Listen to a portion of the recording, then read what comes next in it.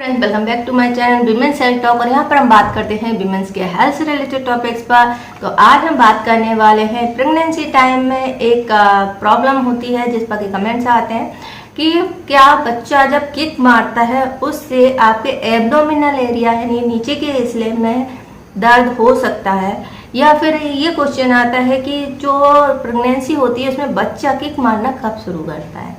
तो चलिए आज हम इस पे जानते हैं और जानते हैं कि अगर आपको नीचे के हिस्से में दर्द महसूस हो रहा है तो इसका कारण क्या बच्चे की किक है। चलिए शुरू करते हैं।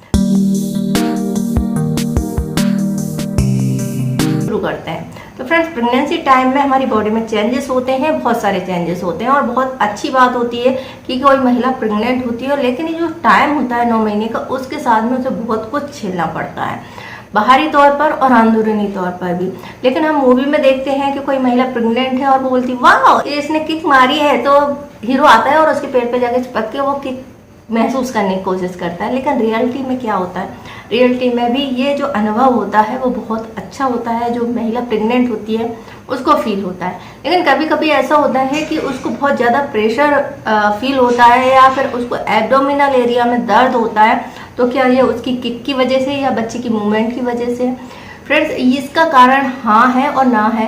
क्योंकि अगर नॉर्मली प्रेगनेंसी की हम बात करें तो जो प्रेगनेंसी में बच्चा जो है मूव करता है वो 6वें महीने में बहुत अच्छे से करने लगता है। कुछ बच्चे जो होते हैं ज़्यादा चंचल होते हैं तो वो कुछ ज़्यादा ही उलट फेर करते हैं। कभी उनका सिर नीचे के हिस्से में आ जाता है, कभी पीठ आती है, कभी पैर आती है।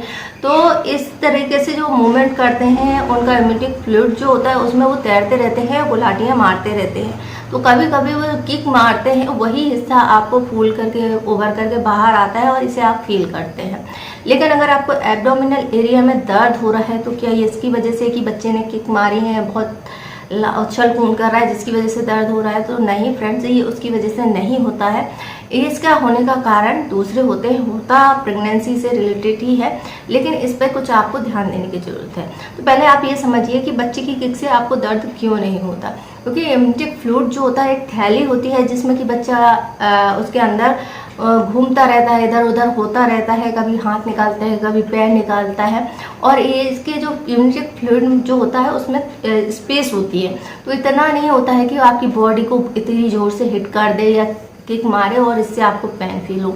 और वैसे भी बच्चे के हाथ इतने इतने से या पैर इतने इतने से होते हैं, उससे आपको कभी ये चीज़ फील नहीं होती। लेकिन अगर आपको जैसे जैसे आपकी डिलीवरी टाइम पास में आता है, नीचे के हिस्से में आपको प्रेशर फील हो रहा है या आपको लग रहा है कि बहुत ज़ोर से किक मार रहा है, तो वो उसके हाथ पैर नहीं होते, या तो उसका सिर होता है जो कि पोजीशन में आ रहा होता है। इसी के कारण से आपको नीचे के हिस्से में जो है प्रेशर फील होता है, दर्द फील नहीं होता। लेकिन आपको यहाँ प्रेशर फील होता है और इसके कारण से आपको थोड़ी सी दिक्कतें भी होने लगती हैं। तो ये सिम्टम होता है कि आपकी जो डिलीवरी है वो जल्द ही होने वाली है। इसके अलावा कुछ चीज़ें और होती हैं जो आपको ध्यान देनी चाहिए और इसके लिए आपको तुरंत डॉक्टर से मिलना चाहिए। तो ये बात तो आपको समझ में आ गई कि जो बच्चा है वो मूवमेंट 6 महीने में करने लगता है। 6 महीने में आपके इसके मूवमेंट की जानकारी हो जाती है और इन मूवमेंट्स को ध्यान रखना भी ज़रूरी होता है।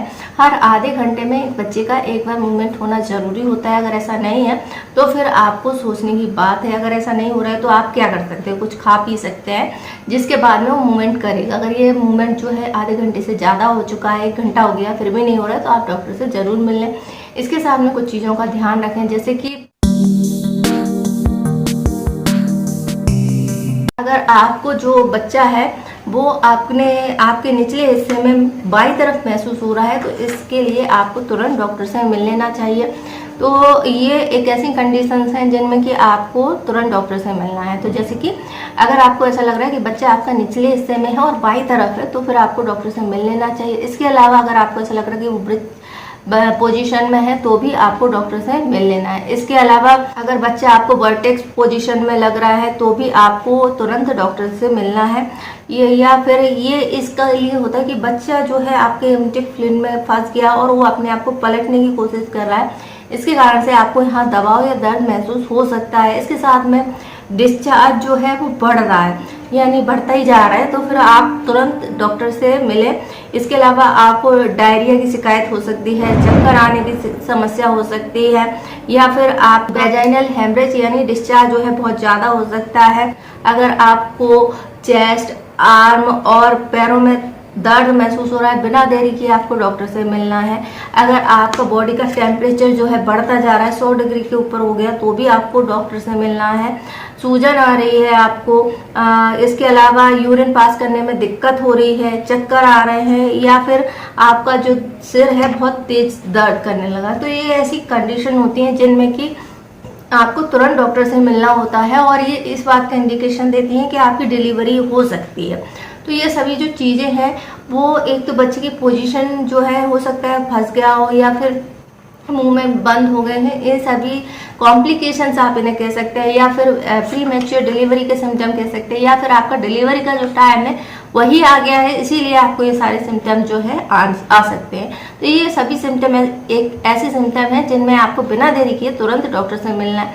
तो सबसे ज़रूरी बात तो यही होती है कि अगर आपकी प्रेगनेंसी चल रही है तो आपको एक तो रेगुलर तौर पर जो है चेकअप कराना जरूरी होता है, ताकि आपको पता चल सके कि आपकी प्रेगनेंसी किस स्टेज पे है, कितनी हेल्दी है। दूसरा, अल्ट्रासाउंड जो होता है वो जरूर कराएं, ताकि आपके बच्चे की पोजीशन जो है डॉक्टरों को पता रहे और वो उसके अकॉर्डिंग तुरंत आपको ट्रीट कर सके, और जो भी ज़रूरी चीज़ें हैं वो आपको बता सके।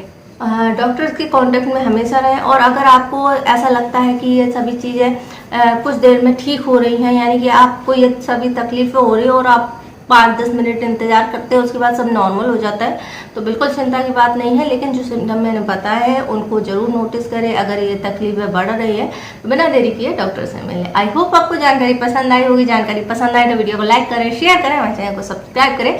इससे जुड़ा हुआ कोई क्वेश्चन है तो आप हमसे पूछ सकते हैं, हम इंस्टाग्राम पर फॉलो कर सकते हैं। वीडियो देखने के लिए आपका धन्यवाद।